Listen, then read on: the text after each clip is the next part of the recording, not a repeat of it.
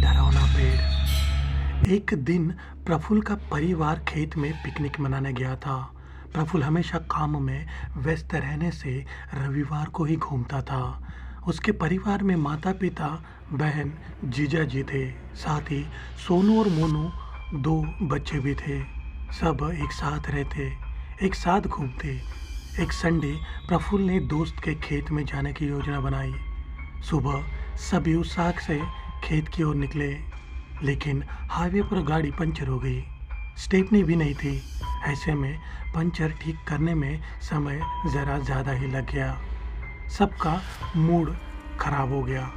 लेकिन यहाँ से खेत की दूरी कम थी, इसलिए घर न लौटते हुए सबने खेत जाने पर जोर दिया। दोपहर 3 बजे खेत पहुँचे। वहाँ प्राकृतिक सुंदरता थी। खेत में छोटा पानी का स्रोत भी था। सभी को तेज भूख लगी थी।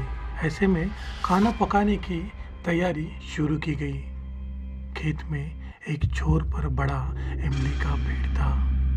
हरा भरा रहने के बाद भी इसे देख सबको अजीब सा डर लग रहा था। प्रफुल्ल की बहन बोली, वो देखो, जैसे हमें पेड़ घूर रहा है। इस पर पिता ने कहा, ऐसा कुछ नहीं, तुम्हें वहम हो रहा। तभी अचानक एक बूढ़ी औरत वहां आ गई।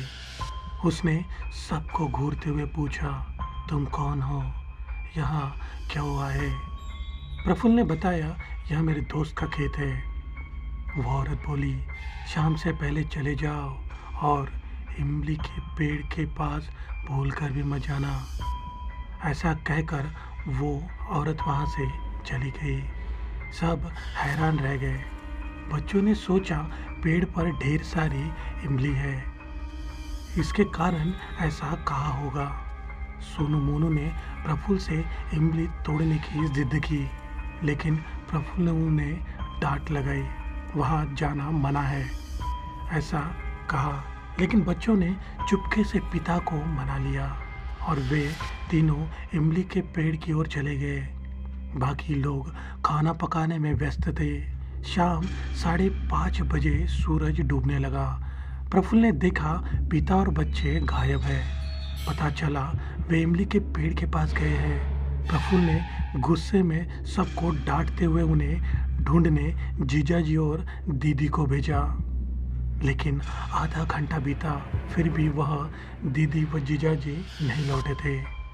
सबको डर लगने लगा। उन्हें उस औरत की चेतावनी याद आई। प्रफुल्ल ने माँ और भाई को देखने को कहा। वे भी गए, पर लंबे समय तक नहीं लौटे। अंधेरा बढ़ा और अब प्रफुल्ल खुद इमली के पेड़ के पास पहुंचा।